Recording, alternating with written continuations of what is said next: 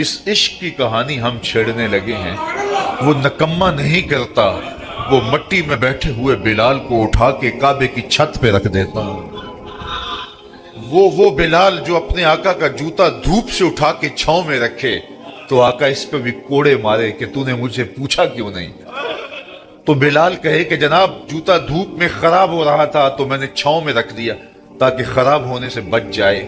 आका ये बात मानने के लिए तैयार ना हो और कोड़े मारे। कोई गुजरता हुआ आदमी पूछे जनाब इसको कोड़े क्यों मार रहे हो, तो वो कहे कि ये अपनी औकात भूल रहा है, ये खुए गुलामी इसकी बदल रही है, मैं इसको सिखा रहा हूं कि तू जात का गुलाम है। कोड़े मारे जा रहे। इकबाल ने कहा था गुलामी क्या है, ज़ौक़े हुस्न और ज़ेबाई से महरूमी, जिसे ज़ेबा कहें आजाद बंदे है वही ज़ेबा। भरोसा कर नहीं सकते गुलामों की बसीरत पर कि दुनिया में फकत मर्दान हुर की आंख है बीना। तो गुलाम होता है। हजरत हस्सान बिन साबित रज़ियल्लाहु ताला अन्हु कहते हैं कि मैं रहने वाला तो मदीने का था, लेकिन एक बार मैं मक्के में गया तो मैंने देखा कि खजूर की रस्सी में एक काले रंग के शख्स को लोगों ने परोया हुआ है और मक्के की गलियों में घसीट रहे। तो मैंने पूछा कि ये शख्स कौन है, तो लोगों ने कहा इसका नाम बिलाल है। तो मैंने कहा किस जुर्म की सजा इसे दे रहे? तो उन्होंने कहा कि ये एक नए दीन में दाखिल हुआ है और हम इसको मुनहरिफ करना चाहते हैं।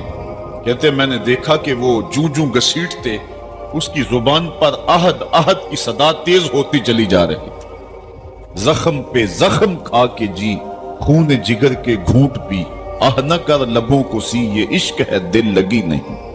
ये चंद लम्हों के लिए दिल बहलाने की कहानी नहीं है कि जिस मोहब्बत में सख्ती आई तो रास्ता बदल लिया।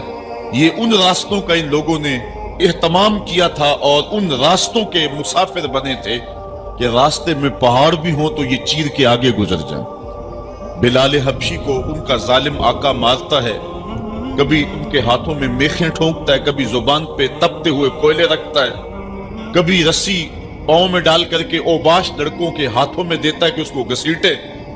कभी कुछ, लेकिन बिलाल हैं कि आगे से मुस्करा रहे हैं, आहद आहद का नगमा पुकार रहे हैं।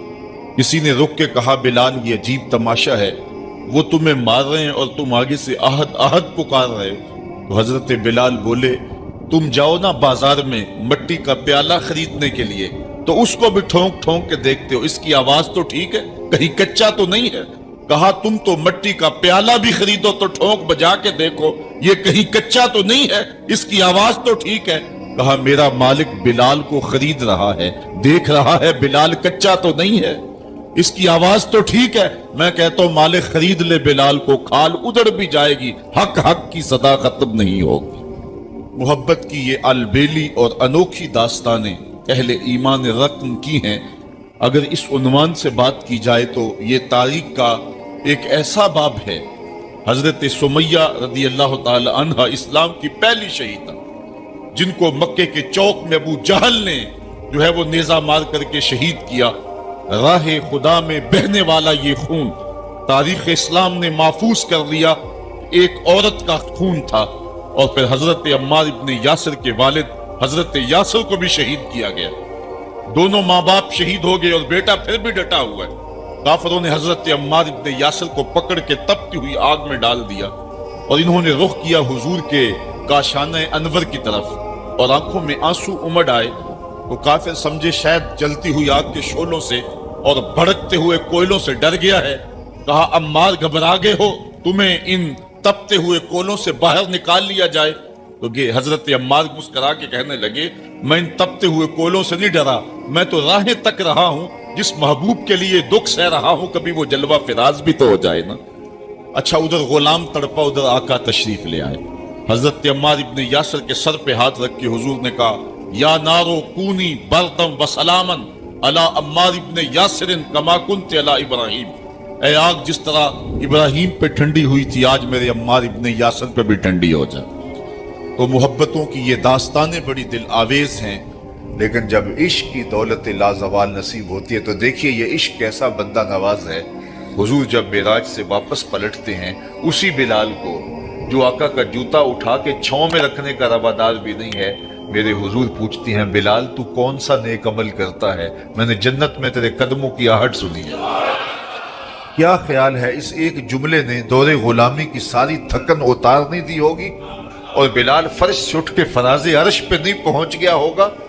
تو وہ اور عشق ہے جو نکما کرتا ہے، یہ عشق سر بلند کرتا ہے، یہ عشق ذرہ نواز ہے، یہ عشق عزتیں دیتا ہے، یہ مقامات رفیع اور عزتوں کی مسندوں پہ بٹھاتا ہے۔ اللہ اکبر۔ میں آپ سے پوچھوں کہ جس زمانے میں میرے حضور آئے تھے اس زمانے کے خاقان کا نام کیا تھا؟ تو شاید اس بھری مجلس میں کوئی نہ بتا سکے سوائے اس کے جس کا بڑا گہرا تاریخی مطالعہ ہو۔ باقی اس دور کے خاقان کا شاید مجھے کوئی نام نہ بتا سکے۔ آپ کہیں گے ہمیں ضرورت بھی کیا ہے اس کا نام یاد رکھنے کی؟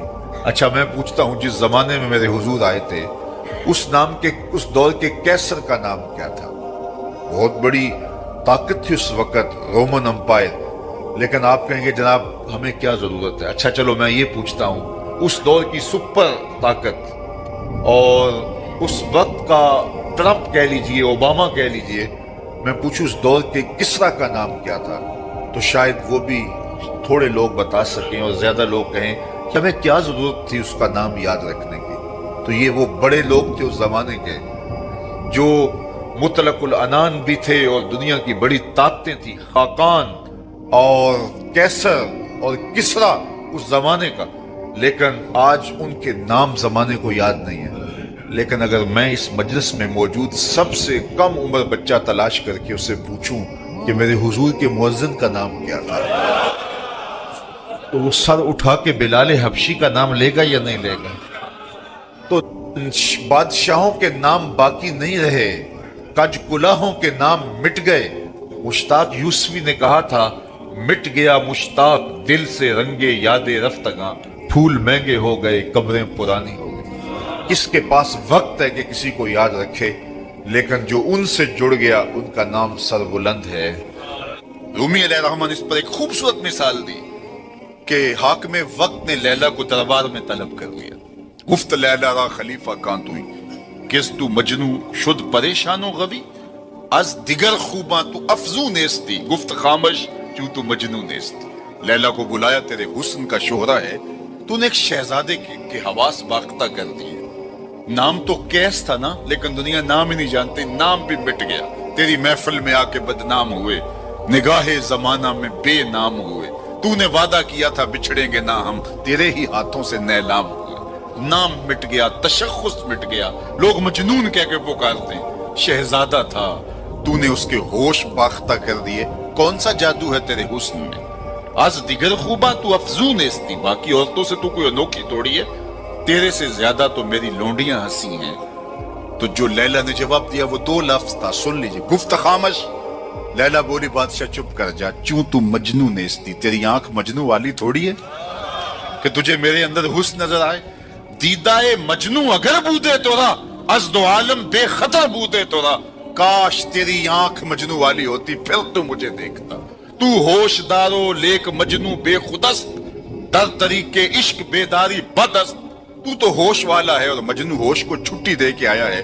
اس کوچے میں ہوش کے ڈالر نہیں چلتے، اس کوچے کے اندر محبت کی کرنسی چلتی ہے۔ اس لیے کہا کہ تجھے میرے اندر کوئی کمال نظر نہیں آئے گا۔ رومی یہاں کیا کمال کی بات کہی، کہا اگر لیلا کو دیکھنا ہو تو مجنو کی آنکھ چاہیے، اور مصطفیٰ کریم کو دیکھنا ہو تو ابو بکر کی آنکھ چاہیے۔ مانائے حرفم کنی تحقیق اگر، بنگری با دیدائے صدیق اگر، قوت قلب و جگر گردت نبی، از خدا محبوب تر گردت نبی۔ کہا اگر وہ نگاہ مل جائے تو جدھر دیکھو گے جلوے نبی کے ہی نظر آئیں گے۔ اللہ اکبر۔ تو بندہ جس سے محبت کرتا ہے اس کے عیب نہ دیکھ سکتا ہے، اس کے عیب نہ سن سکتا ہے، لیکن جن سے ہم پیار کرتے ہیں ان میں تو عیب ہے ہی نہیں۔ خلقت مبرأ من کل عیب، وہ کمال حسن حضور ہے کہ گمان نقص جہاں نہیں۔ نقص تو دور کی بات ہے، یہاں نقص کا گمان ہی نہیں۔ یہی پھول خار سے دور ہے، یہی شمع ہے کہ دھواں نہیں۔ ہر پھول کے ساتھ کانٹا ضرور ہوتا ہے، لیکن حسن رسول وہ پھول ہے جس کے ساتھ کانٹا نہیں ہے، وہ شمع ہے جس کے ساتھ دھواں نہیں ہے۔ تو بندہ جس سے پیار کرتا ہے اس اس میں عیب نہیں دیکھ پاتا۔ اچھا، محبت کی علامت یہ ہے بندہ جس سے پیار کرتا ہے، جس سے محبت کا ربط اور رشتہ رکھتا ہے، اس کی اطاعت کرتا ہے، اس کی بات مانتا ہے۔ یہ محبت کا بہت بڑا نشان ہے، بہت بڑی علامت ہے کہ بندہ جس سے پیار کرتا ہے وہ اس کی ایک ایک بات پہ قربان اور فدا ہو جاتا ہے۔ اس کا حکم ہو اور محب نہ مانے تو اس کی محبت ناقص ہے۔ میں اور آپ ذرا اپنے اندر اتر کر کے دیکھیں، ہمارا طرز زندگی کیا ایسا ہے کہ ہم اپنے آقا کی ہر بات مانتے ہیں؟ صحابہ کی زندگیاں دیکھ لیجئے، انہوں نے ادب کی بھی انتہا کر دی اور تعمیل حکم کی بھی انتہا کر دی۔ یار حضور کا کہنا اور ارشاد کرنا تو بڑی بات ہے، انہوں نے صرف حضور کا چہرہ دیکھا اور منشا سمجھی، بس زندگی گزار دی۔ اللہ اکبر۔ حضرت انس بن مالک کو کسی نے دیکھا کہ شوربے سے کدو کے ٹکڑے نکال کے کھا رہے۔ کسی نے پوچھا یہ کیا کر رہے ہو؟ کہا مجھے نہیں پتا، ایک دن میں نے حضور کو کرتے دیکھا تھا۔ مدینے کی ایک گلی سے حضور گزر رہے تو ایک ایسا مکان بن رہا تھا جس طرز کی تعمیر کو حضور پسند نہیں کرتے تھے۔ تو کسی سے پوچھا کہ یہ کس کا ہے؟ کہا فلاں انصاری کا۔ کچھ نہیں کہا حضور نے، چلے گئے۔ کسی نے اس انصاری کو بتایا کہ حضور گزرے تھے، تیرا مکان دیکھا تھا، لیکن چہرے پر پسندیدگی کے آثار نہیں آئے، حضور خوش نہیں ہوئے۔ اس نے کہا اچھا، کہا ہاں میں ساتھ تھا۔ اس نے کدال پکڑا اور مکان کو زمین کے برابر کر دیا۔ 2-4 دن کے بعد میرے حضور کا دوبارہ گزر ہوا، ملبے کا ڈھیر پڑا دیکھا، کہا بلاؤ، اسے بلایا گیا۔ کہا میں گزرا تھا، تیرا مکان تھا، آج ملبے کا ڈھیر ہے، کدھر گیا مکان؟ عرض کی حضور میں نے گرا دیا۔ فرمایا کیوں؟ سنو۔ فرمایا کیوں؟ عرض کی سنا تھا آپ کو پسند نہیں، سنا تھا آپ کو پسند نہیں۔ میں اور آپ سر سے لے کر پاؤں تک دیکھوں ہمارا کیا کیا حضور کو پسند ہے۔ اپنے طرز زندگی کو دیکھوں، اپنے کاروبار کو دیکھوں، اپنی معاشرت کو دیکھوں، اپنے عقیقے سے لے کے ولیمے تک طرز حیات کو دیکھوں، اپنی شادی بیاہ سے لے کے اپنے امور سیاست تک دیکھوں، ہمارا کیا کیا حضور کو پسند ہے۔ محمد دی زیارت محمد دے رنگ وچ، اے ٹھگ بازیاں جانے پیارا محمد۔ اگر ان سے ہم نے دعوی محبت کیا ہے تو اس کی دلیل فراہم کرنا ہوگی۔ میرے آقا کریم علیہ الصلوۃ والسلام تو کسی سے وعدہ کر دیتے ہیں کہ میں تیرے آنے تک کھڑا ہوں، اور وہ جا کے بھول جاتا ہے، اور حضور 3 دن تک کھڑے۔ قضائے حاجت کے لیے جاتے ہیں، پھر آ کے کھڑے ہو جاتے ہیں کہ میں نے وعدہ کیا تھا تیرے آنے تک کھڑا ہوں، وہ بھی نہیں آیا۔ 3 دن راتیں گزر جاتی ہیں۔ پھر وہ ایک دن اچانک گزرا تو دیکھا حضور کھڑے ہیں، تو یاد آ گیا اوہ یہ تو میرے سے وعدہ تھا۔ بڑا شرمندہ ہوا، شرمسار ہوا۔ اللہ اکبر۔ قریب آیا تو ڈر رہا تھا کہ مجھے کیا کہا جائے گا، لیکن صرف اتنا کہا تو نے مجھے مشقت میں ڈال دیا۔ قصور اس کا تھا، بھول وہ گیا، لیکن میرے حضور 3 دن تک کھڑے رہے، اور میں لوگوں کو خود ٹائم دیا کہ مجھے ملنے آنا، اس وقت گھر پہ ہوں گا، اور وہ دروازے پہ آ کے بیل دیتا ہے، اور میں بچے کو کہتا ہوں جاؤ کہہ دو ابو گھر پہ نہیں ہے۔ میں کیسا عاشق رسول ہوں، کیسے میں حضور کے عشق کا دعویٰ کرتا ہوں۔ اگر میرے سینے پہ حضور کے نام کا بیج لگا اور میں دکان پہ بیٹھا ہوں تو گاہک کو تسلی ہونی چاہیے، اس کے سینے پہ حضور کے نام کا بیج لگا، یہ کم تول ہی نہیں سکتا۔ یہ عاشق رسول ہے۔ یہ سارا دن جو ہے وہ یوں بیٹھ کے چلا جائے گا، 2 نمبر مال نہیں بیچ سکتا، اس لیے کہ یہ عاشق رسول ہے۔ کوئی رشتہ کرنے آئے تمہارے گھر کے چھت پر میرے حضور کے نام کا جھنڈا لگا ہے، اسے کسی سے نہ پوچھنا پڑے کہ یہ کیسا شخص ہے، اسے پتا چل جائے یہ عاشق رسول ہے۔ میرے استاد فرمایا کرتے تھے صاحب کسی کو پوچھنا بھی نہ پڑے، تجھے بتانا بھی نہ پڑے، تمہارا طرز زندگی ایسا ہونا چاہیے، تم دور سے آ رہے ہو لوگ پہچان کے کہو وہ دیکھو آقا کا غلام آ رہا ہے۔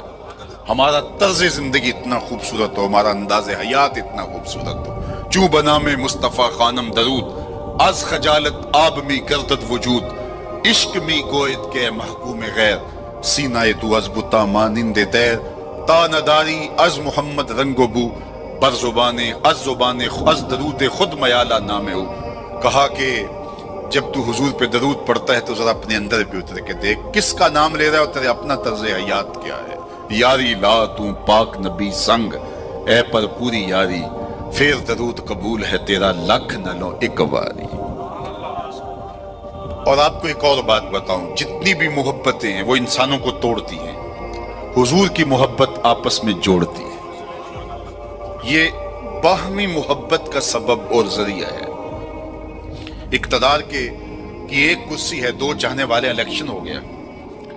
چونکہ محبوب مطلوب ایک ہے، چاہنے والے کئی. ایک کے دو چاہنے والے رقیب کہلاتے ہیں نا. یہ تو میرا محبوب تھا، تم نے کیوں دیکھا، لڑائی تک نوبت جا پہنچی، قتل و غارت تک معاملہ جا پہنچا. ایک کے دو چاہنے والے رقیب کہلاتے ہیں، اور یہاں ایک کے اربوں چاہنے والے آپس میں حبیب کہلاتے ہیں. چوں گلے صد برگ مارا بو یکیست، اقبال بولا چوں گلے صد برگ مارا بو یکیست، او کے جانے ای نظاموں او یکیست، مستے چشمے ساکیے بتہاستیم، در جہاں مثل مو می ناستیم. ہزاروں قومیں وجود میں آئیں، دہر میں خشک و تر کے رشتے سے، ہم نے بنیاد دوستی رکھی یاد خیر البشر کے رشتے سے. تو اس لیے آئیے ہم حضور کے نام پہ جڑے. یہ امت 73-72 فرقوں میں کیوں بٹ گئی؟ یہ میرے رسول کا دیا ہوا دین تو نہیں تھا. ہم ایک دوسرے کے گریبان نوچنے لگے، پھر ہر فرقے کے اندر لابیاں، اور پھر ہر لابی کے اندر کئی جماعتیں اور گروہ بندیاں. حضور نے تو ہمیں وحدت کا درس دیا تھا، حضور نے ہمیں محبت کا سبق پڑھایا تھا. میں آج بھی پوری دنیا پہ یہ کہتا ہوں، آؤ محبت رسول پہ آ جاؤ. محبت رسول پہ آ جاؤ گے تو فرقے خود بخود دم توڑتے چلے جائیں. یہ ہماری محبت ناقص ہے کہ ہم آپس میں الجھ رہے ہیں. اگر محبت کامل ہو تو پھر ایک ایسی برادری بنتی ہے جس میں صہیب روم سے آتے ہیں، سلمان فارس سے آتے ہیں، بلال حبشے سے آتے ہیں، صدیق اکبر مکے سے ہیں، سعد مدینے سے ہیں، لیکن آپس میں اخوت پیدا ہوتی ہے. یہ بھائی چارے کی بنیاد اور ضمانت ہے. تو چوں گلے صد برگ مارا بو یکیست، او کے جانے ای نظاموں او یکیست. میرے استاد ایک شعر جھوم کے پڑھا کرتے تھے، اور آج میں وہ آپ کی نظر کر رہا ہوں، آپ کے ذوق کی تسکین کے لیے، کہ محمد کی وساطت سے محبت تیری میری ہے. میں آپ کے شہر میں پہلی مرتبہ آیا ہوں. دارالسلام کا نام سنا تھا. یہاں ایک سنی کانفرنس کسی زمانے میں ہوئی تھی. سروں کا ہجوم تھا، محبتوں کی کیفیات تھی. مجھے شوق تھا کہ میں بھی اس بستی کے مکینوں کو دیکھ آؤں، لیکن آپ کی آنکھوں میں چمکتا ہوا پیار، پیشانیوں پہ لکھی ہوئی محبت. میرا تو آپ کا پہلا تعارف ہے، میری آپ کی برادری الگ ہے، میرا آپ کا کوئی کاروباری سانج نہیں ہے، لیکن آپ کے دل میں میرے لیے محبت اور میرے دل میں آپ کے لیے دعائیں. یہ رشتہ قائم کیسے ہوا؟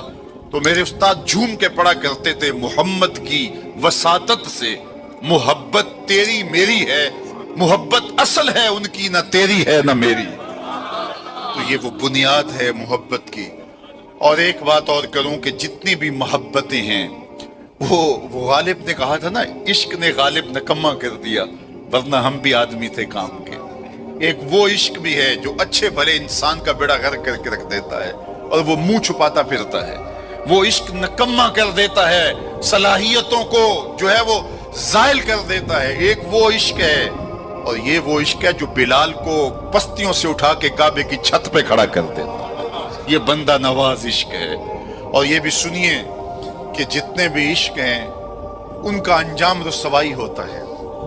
میں سویر سے لے کر شام تک سڑکوں پہ سفر پہ ہوں. کل شیخو پورے تھا، پھر آج دھوبی گھاٹ، تو اب آپ کے پاس. کل اگلی منزل وہ کبھی کیا کسی نے کہا، کبھی عرش پر، کبھی فرش پر، کبھی ان کے در، کبھی در بدر. غم عاشقی تیرا شکریہ، میں کہاں کہاں سے گزر گیا. میں ایک دن سیالکوٹ سے واپس آ رہا تھا، تو راستے میں ایک جھونپڑا بنایا تھا کسی ملنگ نے، تو اس کے اوپر لکھا تھا سڑکوں والی سرکار. تو میں نے اپنے ساتھی سے کہا کہ یہ تو کنارے والی سرکار ہے، سڑکوں والی سرکار تو ہم ہیں کہ سویر سے لے کر شام تک سڑکوں پہ ہی رہتے ہیں. تو جو بندہ سڑکوں پہ رہے تو اس کے تجربات بھی فضول تر ہوتے ہیں. تو آپ نے گاڑیوں کے پیچھے لکھے جملے لکھے پڑے ہوں گے، میں تو روز ان مراحل سے گزرتا ہوں. کبھی کسی ٹرک کے پیچھے کچھ لکھا ہے، وہ لکھنے والے کے، اس ڈرائیور کے نفسیات کا خلاصہ ہوتا ہے. تو کئی جملے تڑپا دیتے ہیں، کئی رلا دیتے ہیں، کوئی ایسے جملے ہوتے ہیں کہ پھر ہنسی نہیں تھمتی، اور کچھ ایسے جملے بھی ہوتے ہیں کہ جو ہے وہ لفظ سل جاتے ہیں. ایک جملہ آپ نے بھی پڑھا ہوگا اور بار بار پڑھا ہوگا، صنم بے وفا. تو میں اپنے دوستوں کو پوچھتا ہوں یہ بتاؤ کیا لکھا ہے، تو وہ کہتے ہیں جناب آپ بھی تو پڑھ رہے ہیں. میں نے کہا اس کا مطلب کیا؟ کہتے ہیں جناب آپ بتا دیجئے. میں نے کہا یہ تحریری احتجاج ہے، کسی نے کسی سے پیار کیا ہوگا اور بے وفائی لیے آج اپنی بھڑاس نکال رہا ہے، غصہ نکال رہا ہے. تو میں کہا صاحب تو نے پیار اس سے کیا جس نے بے وفائی کی، آ تجھے اس چوکھٹ پہ لے چلوں. جو ہاتھ پکڑتے ہیں تو حشر کے دن بھی نہیں چھوڑتے. تو محبت کا ربط ان سے قائم کیجئے، محبت کا رشتہ ان سے قائم کیجئے جو تمہارے لیے عزت کا باعث ہے۔ تم محبوب کا نام نہیں چھپاتے رہو گے، بلکہ تمہارے لیے قرار جاں ہے، تمہارے لیے تسکین جاں ہے ان کا نام، اور ان کا ذکر تمہارے لیے راحتوں کا سما۔ تو ان کا ذکر راحتوں کا سما اور تسکین اور قرار کا ذریعہ بن جائے گا۔ تو یہ وہ نام ہے جو عزت نواز۔ میں تو یہ کہتا ہوں کہ یہ محبت ہمارے لیے عزت کا سبب ہے۔ اعلیٰ حضرت نے کیا خوب کہا، جس کا حسن اللہ کو بھی بھا گیا، جس کا حسن اللہ کو بھی بھا گیا، ایسے پیارے سے محبت کیجئے۔ ایسا تو نہیں کہ محبوب کا نام چھپاتے پھریں، بلکہ یہ وہ محبت ہے، وہ بندہ نواز محبت ہے کہ جو ہمارے لیے باعث فخر و مباحات ہے، ہمارے لیے باعث عزت ہے۔ اعظم چشتی نے تو قلم توڑ دیا، اپنا معیار زمانے سے جدا رکھتے ہیں، ہم تو محبوب بھی محبوب خدا رکھتے ہیں۔ وہ گلیوں میں آوارہ پھرنے والا کوئی شخص محبوب تھوڑا ہے کہ شرمندگی ہو؟ ہمارا محبوب تو وہ ہے کہ جو عرش کی راہوں کا سیاح ہے نا۔ تو یہ ناز ہے، یہ فخر ہے ہمارے لیے۔ تو پھر جس سے محبت کی جاتی ہے، اس کی محبت کا ایک تقاضا، میری بات اپنے اختتام کو پہنچے، کہ بندہ جس سے محبت کرتا ہے اس کی فکر کو اختیار کرتا ہے اور اس کو اپنی روح میں اتارتا ہے، اور پھر اس کا مبلغ بن جاتا ہے، اس فکر کے ابلاغ کے لیے اپنی صلاحیتوں کو صرف کر دیتا ہے۔ تو میں اور آپ اگر آقا و مولا سے محبت کرتے ہیں، حضور سے الفت کا ربط و رشتہ رکھتے ہیں، تو ان کا لایا ہوا نظام حیات ہماری روحوں میں اترنا چاہیے۔ ہمارے طرز زندگی اس بات کی گواہی دیں کہ ہم حضور کے غلام ہیں، اور پھر اس خوشبو کو اطراف عالم اور اکناف جہاں کے اندر ہم پھیلا کر کے جو ہے وہ اس منصب کو ادا کرنے کی کوشش کریں، اور ہماری زندگی اس کی گواہی دے۔ صحابہ نے اپنی زندگیاں اس مقصد کی خاطر لگائیں اور شب و روز ایک کر کے رکھ دیا۔ آج اصحاب رسول کی قبریں پوری دنیا کے اوپر ہمیں ملتی ہیں۔ یار مدینہ المنورہ کو دیکھنے کے لیے لوگ تڑپتے ہیں، تو یہ شہر مدینہ چھوڑ کے چلے کیوں گئے؟ اور اس ٹھنڈی چھاؤں کو چھوڑ کے کوئی کہاں جا کے دفن ہوا، کسی نے کہاں چاند وار دی؟ تو اصل بات یہ ہے کہ محبوب کا مشن عزیز ہوتا ہے، محبوب کی فکر عزیز ہوتی ہے۔ وہ کسی نے کہا تھا نا، میں مر کے بھی زندہ ہوں اہل وفا کی محفل میں، میری محفل میں آ میرا مزار نہ پوچھ۔ تو جب ان کے ہوئے ہو تو پھر اپنی زندگی، اور وہ لوگ جنہوں نے حضور کا نام لیا، اس تابی کی کہانی کوئی نہیں بھول سکتا جس کا ذکر اقبال نے کیا، کہ وہ گھوڑے کی ننگی پیٹھ پہ بیٹھ کے اللہ کے دین کا پیغام لے کے آگے بڑھا، اور چلتے چلتے دلدل آ گئی تو اس نے گھوڑے کی باگیں کھینچ لی اور کہا، مالک میرے جذبے تو جواں تھے، تیری زمین ہی ختم ہو گئی۔ اس پہ اقبال نے کہا تھا، دی اذانیں کبھی یورپ کے کلیساؤں میں، کبھی افریقہ کے تپتے ہوئے صحراؤں میں، دشت و دشت دریا بھی نہ چھوڑے ہم نے، بحر ظلمات میں دوڑا دیے گھوڑے ہم نے۔ تو آج میں اور آپ ان جذبوں سے سرشار ہوں گے، لیکن وہی بات جو میں عرض کر چکا، اس کا آغاز ہماری اپنی ذات سے ہوگا۔ ہمارا عمل گواہی دے گا، ہمارا رویہ گواہی دے گا، ہمارا طرز زندگی گواہی دے گا۔ ہم دوسروں کو مسلمان کرنے کے لیے بے چین ہیں، ذرا 2 لمحوں کے لیے اپنے اندر بھی اتر کے دیکھو، یہ پاپی بھی سیدھا ہوا ہے کہ نہیں ہوا، اس من کے اندر بھی روشنی ہوئی ہے کہ نہیں ہوئی۔ میں تو میلاد کے موسم میں گلی گلی کہتا رہا، تمہیں مبارک کو تم نے جھنڈیاں لگائیں، مجھے اچھا لگا تم نے گھروں کی چھتوں پہ چراغاں کیا، لیکن کوئی جھاڑو لے کے دل نگر میں بھی آنا، کہیں دل کی گلیاں اندھیر نگر نہ رہ جائیں، کوئی دیا، کوئی محبت کا چراغ دل میں بھی روشن کرنا۔ اگر دل کی دنیا آباد ہو گئی تو پوری کائنات روشن ہو گئی۔ میرے حضور نے فرمایا، انسان کے جسم میں گوشت کا ایک ٹکڑا ہے، اگر وہ صحیح ہو جائے تو پورا جسم صحیح ہو جاتا ہے، اگر وہ خراب ہو جائے تو پورا جسم خراب ہو جاتا ہے۔ پھر فرمایا، الا وہی القلب، سنتے ہو گوشت کے اس ٹکڑے کا نام دل ہے۔ حضرت نبی رحمت کی مجلس لگی تھی، ہجوم عاشقاں تھا، ایک دن حضور نے فرمایا، جنتی دیکھنے کا شوق ہو تو دروازے پہ دیکھو۔ کہتے ہم نے دیکھا ایک بوڑھا شخص ہاتھ میں جوتا پکڑا ہے بائیں ہاتھ میں، اور تازہ آثار وضو اس کی داڑھی پر نمایاں ہیں، تو وہ مسجد میں داخل ہوا۔ خیر اگلا دن ہوا تو پھر کہا، اگر کسی کو جنتی دیکھنے کا شوق ہے تو دروازے پہ دیکھو۔ ہم نے کہا دیکھیے آج کون خوش نصیب آتا ہے، تو وہی بزرگ دوبارہ آئے، بائیں ہاتھ میں جوتا پکڑا ہے اور آثار وضو چہرے پہ حویدہ ہے۔ تیسرا دن آیا تو پھر کہا، جنتی دیکھنے کا شوق ہے تو دروازے پہ نظریں رکھو۔ ہم نے دیکھا تو وہی بزرگ اسی حالت میں آئے۔ مجلس ختم ہوئی تو میں ان بزرگوں کے پیچھے چل پڑا۔ حضرت عبداللہ بن عمر کہتے ہیں کہ میں جب پیچھے چلا تو انہوں نے کہا، کیسے میرے پیچھے آ رہے ہو؟ میں نے کہا ابا جی سے کوئی شکر رنجی سی ہو گئی ہے, لڑائی سی ہو گئی ہے, تو میں 3 دن آپ کے پاس گزارنا چاہتا ہوں, تو مجھے آپ رکھ لیں گے؟ انہوں نے کہا کوئی بات نہیں, آ جاؤ. کہتے ہیں میری آرزو تھی کہ میں دیکھوں کہ یہ عمل کون سے کرتا ہے. حضور نے فرمایا جنتی دیکھنا ہے تو دروازے پہ دیکھو, اور 3 دن یہی آتا رہا. کہا, اس نے کہا کوئی بات نہیں, آ جاؤ. میں ساتھ چلا گیا. رات جب سوئے تو میں نے چادر اوڑھ لی, اور میں اس طاق میں تھا کہ دیکھوں کہ یہ عمل کون سے کرتا ہے. لیکن وہ ساری رات سویا رہا. اتنا تھا جب کروٹ بدلتا تھا تو رب کے نام لیتا تھا. اس کے علاوہ صبح اٹھے, میں بھی اٹھا, نماز فجر ادا ہوئی, ناشتہ کیا, کھیتوں میں چلے گئے, باغ میں پانی کیا, گوڈی کی جو بھی معمولات تھے, ظہر پڑی, مغرب عشاء, رات ہوئی تو پھر سو گئے. میں نے سوچا کل میری وجہ سے ہو سکتا ہے معمولات ترک کیے ہوں, لیکن معمولات کا عادی شخص روز معمولات ترک نہیں کر سکتا. تو دیکھتے ہیں کہ آج کیا ماجرا ہوتا ہے. میں سو گیا بظاہر, لیکن جاگ رہا تھا. لیکن وہ ساری رات سویا رہا, صرف کروٹ بدلے تو رب کا نام لے. کہا خیر وہ وقت دن بھی گزرا. تیسرا دن گزرا تو جب 3 دن بیت گئے, صبح ناشتہ ہوا تو میں نے کہا کہ میری ابا جی سے کوئی لڑائی نہیں ہوئی تھی, کوئی میرا الجھاؤ نہیں ہوا تھا. میں نے حضور سے سنا کسی نے جنتی دیکھنا ہے تو دروازے پہ دیکھو. 3 دن آپ ہی بابا جی آتے رہے, لیکن مجھے تو کچھ دکھائی نہیں دیا. 3 راتیں اور 3 دن میں نے آپ کے ساتھ گزارے. تو وہ بزرگ فرمانے لگے کہ اے ابن عمر, ایسی کوئی بات نہیں ہے کہ میں نے تمہاری وجہ سے کوئی عمل چھپایا ہو. میرے وہی معمولات ہیں جو تم نے 3 دن میں دیکھے. کوئی الگ سا عمل ایسا نہیں تھا جو تم سے میں چھپا لیا ہو. لیکن ایک میرا عمل تم نہ دیکھ پائے, اور وہ اگر تم اور بھی دن میرے ساتھ گزارتے تو نہ دیکھ پاتے. تو مجھے تجسس ہوا. میں نے کہا کہ وہ عمل کون سا ہے؟ تو وہ فرمانے لگے تم نے محنت کی, 3 دن رہے, میں تمہیں بتا دیتا ہوں. تو اس بزرگ نے ایسے سینے پہ ہاتھ رکھا, دل والی جگہ پہ, اور کہا اے ابن عمر, یہ جو سینے میں رکھا ہوا دل ہے نا, اس میں کسی مومن کا بغض نہیں ہے. تو اس میں کسی مومن کے لیے نفرت نہیں رکھی ہے, بغض نہیں رکھا ہے.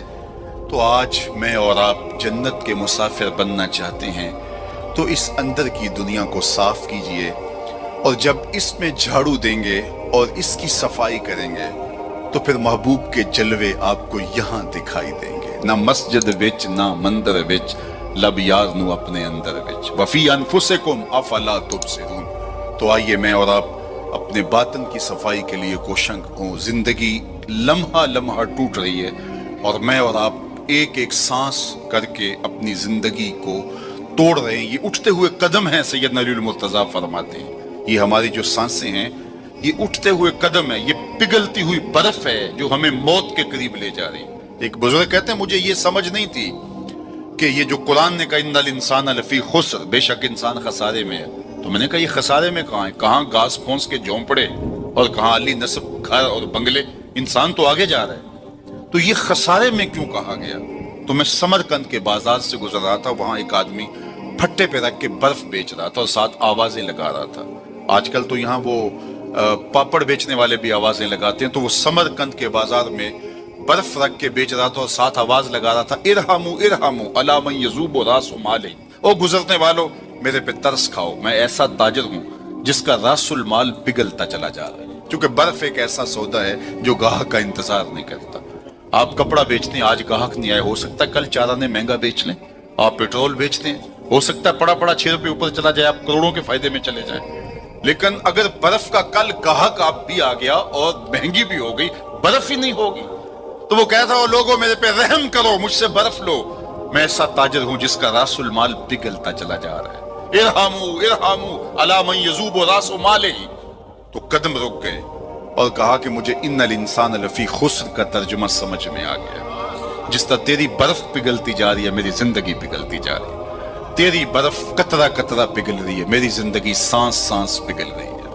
اگر تو اب بیچ لیتا ہے, اس کے بدلے درہم لے لیتا ہے, دینار لے لیتا ہے, پارچہ جات لے لیتا ہے, کوئی جنس لے لیتا ہے, تجھے 4 آنے بچ جائیں گے. اور میں بھی ان سانسوں کے بدلے درود پڑھ لیتا ہوں, ان سانسوں کے بدلے نماز پڑھ لیتا ہوں, سانسوں کے بدلے قیام کرتا ہوں, رکوع کرتا ہوں, سجود کرتا ہوں, کسی دکھی کے کام آ جاتا ہوں, کسی پریشان حال کی پریشانی دور کر دیتا ہوں, تو یہ میری سانسیں کام آ گئی.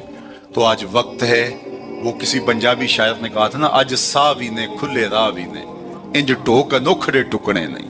آج وقت ہے, آج فرصت ہے. وہ فقیر کھڑا تھا بازار میں رو رہا تھا, تو کسی نے گزرتے ہوئے کہا بابا کسی نے مارا ہے, تنگ کیا؟ کہا نہیں کوئی ایسا ماجرا نہیں ہوا، ان کے رویے نے رلا دیا۔ کہا کیا مطلب؟ کہا ان کو دنیا میں کھوئے ہوئے دیکھا، دل میں ترس جاگا، تو میرا خیال ہوا ان بندوں کی اور رب کی صلح ہی نہ کروا دوں۔ تو کہا پھر کیا ہوا؟ کہا میں نے اس سے بات کی، آواز آئی لے آ میری چوکھٹ پہ، ایک آنسو سے سارے گناہ معاف کر دو۔ میں بڑا خوش ہوا، میں ان سے بات کی، یہ الٹا میرا مذاق اڑانے لگے، جا بابا اپنا کام کر، تمہیں کیا پتا ہوتا ہے دنیا اور دنیا داری کیا ہوتی ہے۔ تو وہ تو مان رہے، یہی نہیں مان رہے، تو مجھے اس پہ رونا آ گیا۔ خیر وقت گزر گیا، اگلے دن وہی شخص قبرستان کے قریب سے گزرا، دیکھا وہ فقیر وہاں کھڑا بھی رو رہا تھا۔ کہا بابا بازاروں میں بھی روتا ہے، قبرستانوں میں بھی روتا ہے، آج کیا ماجرا ہے؟ کہا کہانی کل والی ہے۔ کہا کیا مطلب؟ کہا ان سے مایوس ہو گیا تو آج ادھر نکل آیا، اور میرا خیال ہوا آج ان کی اور رب کی صلح کرواؤں۔ تو تجسس سے پوچھا آج کیا بنا؟ کہا آج یہ مان گئے وہ نہیں مانتے، کل وہ مانتا تھا یہ نہیں مان رہے تھے، اور آج یہ مانتے ہیں وہ نہیں مانتا۔